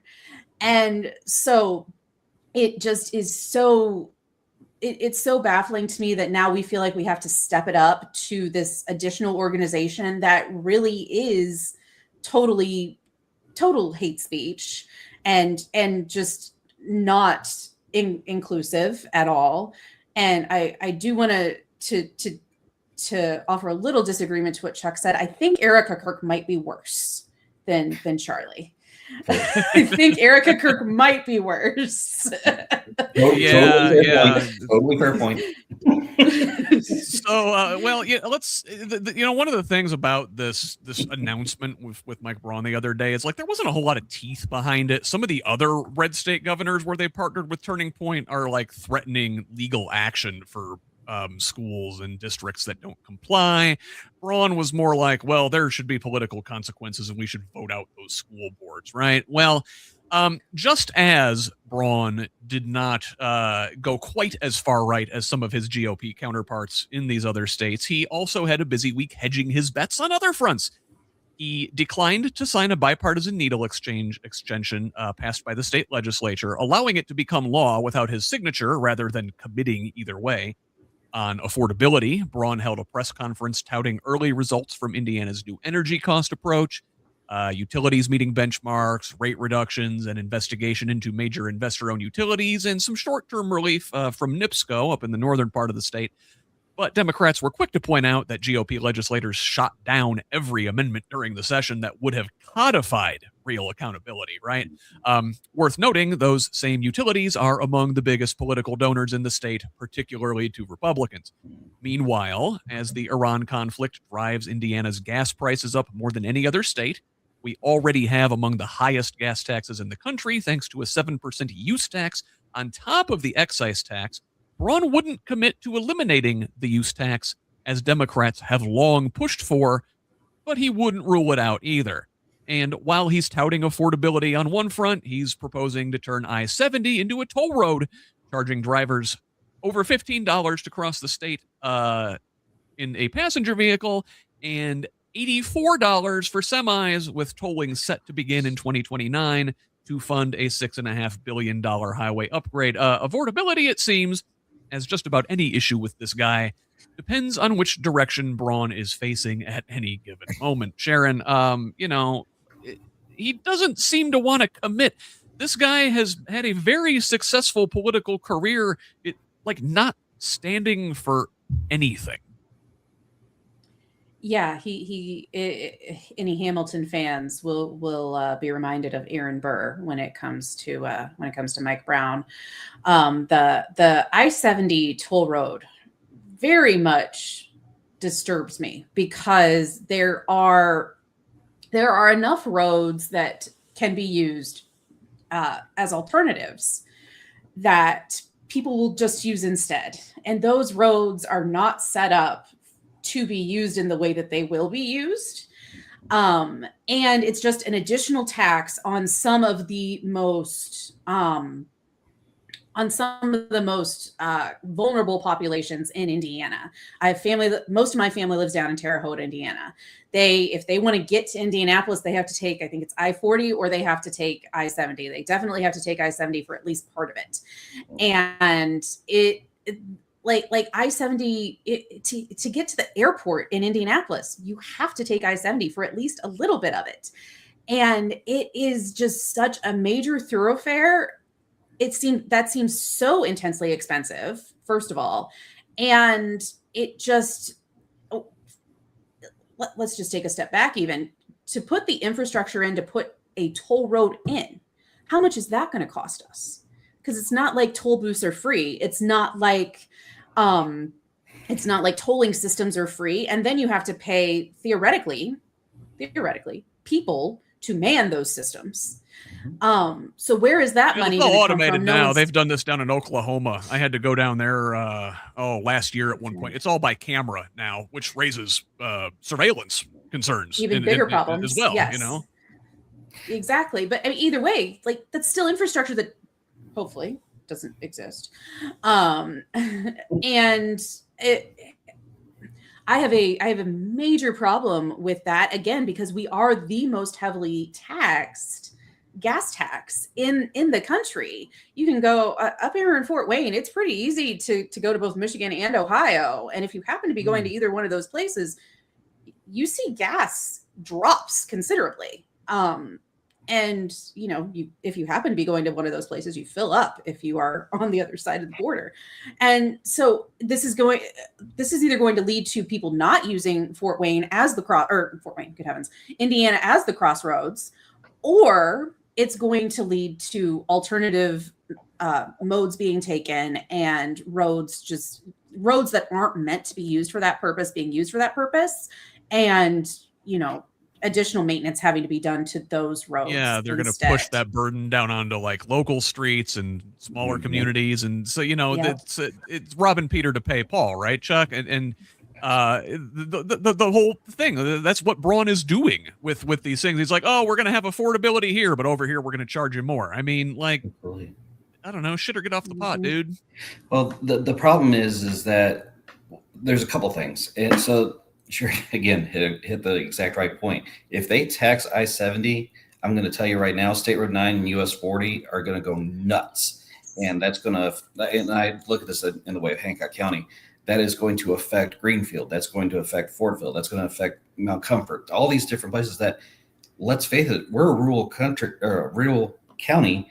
We're growing, but I can tell you the systems are not there enough yet for our growth. And I can tell you right now they're planning another interchange out of 2 West in 2031. Okay, when that goes in, that's supposed to bring all these great things happen. Well, if they tax I-70, wait a minute, changes ballgame.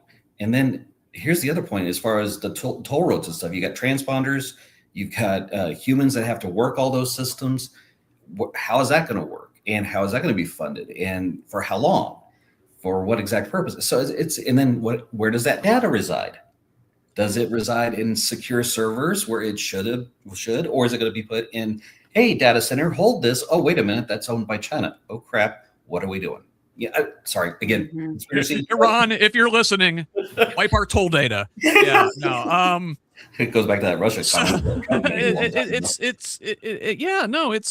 nuts. And then they suggest that, oh, if folks are getting off the highway, there's more interchanges and it's going to bring development to these local communities, but it doesn't bring like good jobs. It brings like jobs working at gas stations and restaurants and like low wage jobs and not good paying jobs. It's not to mention constant construction like we've seen in Indianapolis for the past yeah. Well, and then look at this. You mentioned Indianapolis. Look at the state of the roads there. Like, and so I don't know. Instead of worrying about like expanding I-70, why don't we worry about fixing the roads we have? And then this doesn't even bring up Braun wanting to put in that Mid-States corridor down to Jasper, so his auto parts distributing company can more easily get their products onto the interstates. But here's the thing that bothers me about any type of road construction. Okay, whether it's the interstate or this corridor thing he's talking about, we forget what's under these roads. We forget the utilities. We forget water, sanitary, stormwater is a huge one. We've had, all this rain has brought up flooding in many, many areas, and yet stormwater is almost never part of the real conversations that should be taking place, because how many people lose property, in these low-lying areas that build in floodways or in floodplains? Drinking water, we're faced with a huge set of circumstances trying to fix water infrastructure. Just taking, there's the lead service line replacements that are supposed to happen from 27 to 37. And I'm here to tell you, as a municipality, that is going to be an absolute nightmare, because the state doesn't care about it. Feds are not caring about it. There's not nearly enough money funded for it. So if he's going to tax, or if he's going to roll another tax in, let's put it where it actually needs to be in supporting human, the infrastructure that helps everybody as a whole. But it's going to go to his friends that are uber rich and his interests. Sorry, I went off. Isn't that? No, you're right. That's how it always works, it seems. So let's talk about some more Republicans here now. In a way, the two demons on Mike Braun's shoulders he can't decide between represent the Hoosier GOP in a nutshell. Lieutenant Governor Micah Beckwith, speaking in north central Indiana's Marshall County, suggested the Republican supermajority can be, quote, a blessing and a curse, claiming it shields lawmakers from consequences when they fail to advance conservative priorities. Tension that flared after Senate Republicans declined to pursue President Trump's push to redraw congressional districts to flip the state's two Democratic-held House seats back in December. Beckwith also raised eyebrows when a constituent challenged his selective use of scripture to justify policy, responding that government's job is to instill fear. His faction of the party is certainly looking to instill fear among moderate Republicans. And listen, moderate is doing a lot of heavy lifting there. Moderate is working so hard, it's probably an immigrant in the form of a $5 million MAGA retribution campaign targeting the very Indiana state senators who defied Daddy Trump on gerrymandering, with U.S. Senator Jim Banks' Political Action Committee, Turning Point USA, and Club for Growth carpet bombing 7 state Senate races ahead of the May 5th primary. A remarkable sum to spend punishing insufficiently loyal Republicans in a deep red state. Now, the Senate District 38 race in Terre Haute illustrates this dynamic perfectly. Trump recently hosted his hand-picked candidate Brenda Wilson at the White House, among several others, and far-right attorney James Bopp, pictured on your screen there, is now trying to knock a same last name challenger off the primary ballot, claiming without evidence it's an establishment Republican dirty trick to split Brenda's vote and protect incumbent Greg Good. Meanwhile, former Indianapolis Republican Mayor Greg Ballard has launched the Lincoln Party, calling both major parties broken and toxic as he pursues the Secretary of State seat. That race is getting crowded, with incumbent Republican Diego Morales already facing intra-party challengers. On the Democratic side, legacy kid Bo Bai and small business owner Blythe Potter are vying for the nomination, and a newly formed Socialist Party of Indiana is also gathering signatures to get on the ballot. Their official kickoff party, by the way, is today in Terre Haute. Catch me there if you're in the area. But, Chuck, Republicans in disarray. I guess you love to see it. You like to see them spending resources fighting each other. I think that's good for Democrats. I also think it's good potentially if they're more extremist candidates get the nominations and really show the contrast between their outrageousness and Democrats. What do you think? Absolutely. I mean, I think the thought of these different people coming into it, Republicans are having to spend resources in ways they did not plan on wanting to spend. So it actually helps the overall spectrum, because let's say some of these more extreme nuts get selected. Okay, fine. Then you're going to contrast them against the other candidates where they are more common sense. They are focusing on the actual reality and needs of people in their communities. Like, you hear Blythe talk about wanting to make voting systems more make more sense, to where everybody invests in the election process, where it's not so difficult, where we're not creating barriers for people to participate in the process. On the other side, that's all they want to do is provide, take barriers. They in the legislature wanted to reduce early voting, to what was it, 14 days? Or something along that line. It was 16, but yeah, still not very much. Right, exactly. When I heard that, I about blew a head gasket, and I loaded up Ethan Lawson and Senator Kreider with all kinds of emails saying, "Don't vote for this. This is insane."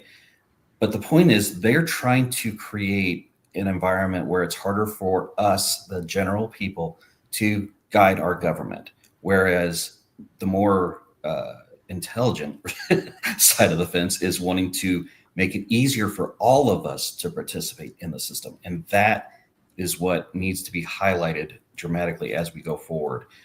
You've mentioned the college ID thing being a part of it. That's that's, in a way, it is discriminating against college kids that may not have, maybe they elected not to get their driver's license, so they don't have that real ID. Well, what's wrong? Any college campus worth its salt has a good bus system, right? You don't need your driver's license theoretically. So yes, it is specifically targeted at disenfranchising young voters. Correct. Yeah. Yep. So it's just, again, you look at it very dramatically, creating barriers or creating opportunities. And I think that's going to be highlighted if these more extreme nuts, people get it too. Well, Sharon, I want to speak about that Secretary of State right a little bit. That's the office that's responsible for, voting and making things accessible to folks. And, Chuck mentioned Democrats, particularly Mrs. Potter there wanting to put out more voting information and really expand the franchise. And then you've got Ballard, who is, as Republicans go, a moderate getting into this race. I don't know if him getting involved sort of splits the conservative vote and helps Democrats or not. What I will say is the Lincoln Party is not a very apt name for what he's trying to do. Lincoln, if anything, was not a bland centrist. That man was a radical liberal in his time, was he not? Absolutely. I will say, as much as I, I am a big supporter in general of us moving away from a two-party system. Very big supporter of that. That's what we see in other countries where they have what I would argue is a healthier democracy than what we currently have. So to see in Indiana that for this Secretary of State race that is just heating up, this movement towards having what sounds like 4 high-profile races, that gives me a little bit of goosebumps. I find that to be a little bit exciting. I do hope that all 4 of those races, Democrats included, develop a very strong party platform for what they intend to accomplish. Quite frankly, I would love for us to have a strong party platform for Democrats across the state. That would be great. But especially for that Secretary of State role, I feel like Life has a really good solid understanding of what that role should be. I haven't heard Bo's approach, and I haven't heard, some of these other approaches. But I would encourage that if they are going to take these stances of making additional of moving forward with additional parties, make sure that you are taking a solid stance so that way we understand where you're coming from. Because I feel like if we understand where other parties are coming from and we can see ourselves in those other parties better, it's more likely that they are going to be successful. I could be wrong, but I really think that just as someone who is a political nerd, it makes me really excited to hear that in Ruby. No, we're not ruby red. We are purple. But in Indiana, where this is not something you generally hear being talked about, that we are starting to hear about more parties starting to actively participate in the democratic process. It really illustrates that people across the political spectrum are understanding that the system that we have as it is broken. It doesn't work the way we want it to. I don't know necessarily if the way some of these folks are approaching it is the best idea. I'm not sure the way Ballard approaching it's the great idea. Look, I'm going to this Socialist Party of Indiana lunch event later today. I'm not sure if that's the right approach either, but it's certainly worth trying. We certainly all want more parties. We all want more choices. It's a bold strategy, Cotton. Let's see how it plays out, right? Finally, on a bit of light-ish news this week, we will look at our neighbors to the east in Ohio, where Ohio State University President Ted Carter resigned this week after admitting to a, quote, inappropriate relationship with someone seeking public resources. Well, what does this have to do with Indiana other than the fact that we like to see Ohio State suffer? Well, it's got me thinking about whether another university president with inappropriate relationships should resign. I use Pam Whitten, whose ongoing inappropriate relationship with MAGA has generated a much longer list of offenses. While Carter had the decency to resign over one controversy, Whitten has racked up at least 10, refusing to negotiate with graduate students, intimidating dissenting faculty, deploying armed state troopers with a sniper on the roof of the Indiana Memorial Union against campus protesters, receiving a historic faculty no confidence vote, plagiarism allegations she won't address, undermining shared governance while welcoming Mike Braun's takeover of IU's Board of Trustees, accepting the elimination of nearly 200 degree programs, attempting to censor the student newspaper, handing out raises to administrators while cutting budgets for everyone else, and my personal favorite, tying her own tenure to football coach Kurt Cignetti's contract. Ohio State's president did the right thing. Governor Braun's concierge board of trustees won't remove Pam. So alumni, students, parents, donors, especially looking at you guys, and all concerned members of Hoosier Nation must continue to apply pressure. You can start by signing the petition linked in at the end of today's show notes. Chuck, any remarks regarding IU, regarding Pam Whitten, regarding the Ohio State president? I think you hit it pretty well, Scott, that the guy knew he screwed up. He said, I'm going to step down. He actually showed some modicum of understanding the gravity of what that could do as far as damage in faith and confidence in that institution. Whereas Whitten is oblivious to any kind of negative impact because she thinks there is cover provided by this structure that Braun has put into place and has, hand chosen these folks of thou shalt do this. Well, okay. Doesn't mean it's the right thing. And unfortunately, I think in the long run, it's going to damage, it's going to damage the school and the community it surrounds because of these things. Again, it comes back to what kind of human do you want to be? And, if you're in a leadership position, you should have the ability to realize that if I screw up, I'm not fit to lead this particular organization. Well, she's not saying she's screwing up because she's being empowered by the structure of power that's at play. So we need to change that to make her say, I want to get out of this. Theoretically. Yeah, gee, Sharon, it's like they hired her to damage IU. Oh. Mm-hmm. So I think back to the mid 2000s when they played this exact game with Purdue. I was a part at that point. I was a student at Purdue. I was planning on making my career at Purdue Fort Wayne, or then IPFW.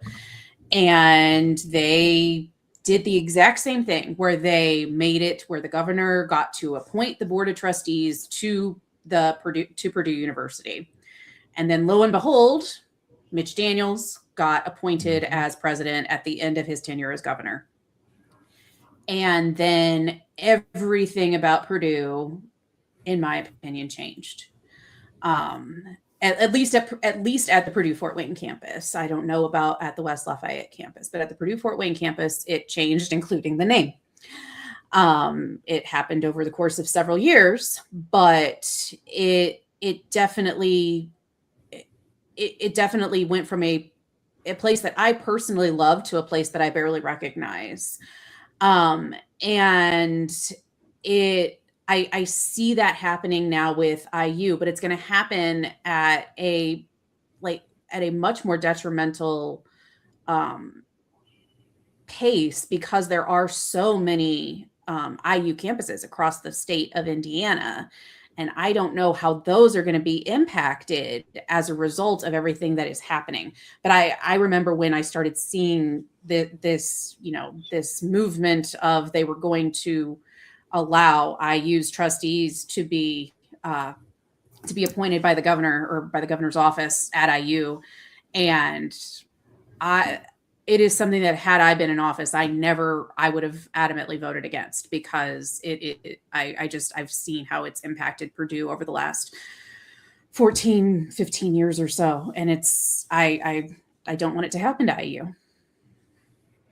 Yeah, it's disappointing to see, but you knew it was coming. It's the overall attack on education. They do not want, we've talked about it earlier. We talked about it with Turning Point. We talked about it with the grade schools, the high schools, the colleges. They don't want capable of critical thought. They want people who are easily controllable. Unlike us. So thank you guys for being here with me today. I really appreciate it. Where can the good folks find you? Sharon, you're running for State House in District 81. How can folks learn about your campaign and or help out? Yes, please. Lots of help needed. I am in a primary, so you can go to www.electsharonwight.com. That is WIGHT.com, or you can go to www.facebook.com/electsharonwight. Again, WIGHT. I hope to hear from many of my constituents. Definitely want to work towards making Indiana a better place, because we've been struggling. Thank you. As we've detailed throughout the course of the show, there's a big mess to clean up. We need good folks like you there in Indianapolis to do that. Chuck, hey, you're also responsible for cleaning up messes in a way, right? As a water infrastructure guy, where can folks find you on social media? So you can look me up. I'm on Instagram, Substack, Facebook. Definitely, you can look me up, Chuck Gill, or MS2 Gill SW. You'll find me. Also, in Hancock, Indiana Democrats. If you go there and sign up for our newsletter, we have a candidate forum coming up on the 26th for our local candidates and also our congressional candidates. So please jump in on that, participate. I think it'll be a great time. So we'll have it streaming on Zoom, and eventually be on the lookout for a more localized podcast that may formalize here in our area to come. So. Oh, fantastic. What congressional district are you guys in there in Hancock County, Chuck? Congressional District 6. That's what I thought. Well, hey, conveniently enough, this week on Progressive Indiana Network, Derek Holder has 3 interviews with Congressional District 6 candidates. He's got Cindy Worth on Monday, David Boyd on Wednesday, and Corey Amix on Friday. So check those out. Hold 'em Accountable podcast. I will be back live on these channels Tuesday night with Senate District 15 candidate Chloe Andis, fresh off of our debate in that race yesterday. Interested to hear what she has to say. We've got another debate coming up Thursday night for House District 70. That's down in southern Indiana, Harrison, Clark, Lloyd counties, parts of those, Washington maybe. Also a District 58 debate next Saturday coming up. Thursday morning, Concerned Clergy of Indianapolis podcast drops on Progressive Indiana Network. And then Saturday, we will have the latest from Brianna Newhart, the recovered Republican. Lots of content coming your way here from PIN. I saw a finger there, Chuck. What do you got? Sorry, real quick. I screwed up on the date. It was March 29th for our candidate forum. My bad. I was thinking of another event. Very good. No, thank you for the correction. And Sharon? I also have one more thing. I have a in-person, it could be a debate. It could be a Q&A next Saturday morning at the Allen County Democratic Party breakfast meeting starting at 10:30. Fantastic. All right. Well, if you're up in the Fort Wayne area, go see Sharon there. And if you're in Congressional District 6, go up to Hancock County and see Chuck on the 29th. But until then, please be sure to give us a follow on social media. You can find me at Who's Left on most of your social media sites. That's HOOS Left. You can DM me there with feedback, tips, ideas, or concerns. You can email me directly at scott@whosleft.com. Also, please subscribe to Progressive Indiana Network. Again, the website there is progressiveindiana.net. We could also use a follow on social media at our full spelled out name on Facebook, Instagram, and Threads. Subscribe to our YouTube channel at the same handle and follow us on Blue Sky and TikTok at PIN Indiana. Anyway, until next week, this has been Who's Left This Week. I'm Scott Aaron Rogers. Love each other, Indiana.